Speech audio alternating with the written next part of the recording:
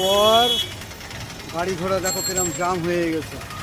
এর মতো অবস্থায় হেড পড়েছে, লোকে যেতেও পারছে না। ঠিক আছে, কি সমস্যা 3 রাস্তার মোড়ে। সব লোক দাঁড়িয়ে দেখছে, কিছু করার নেই। জল আর জল পুরো হয়ে গেছে।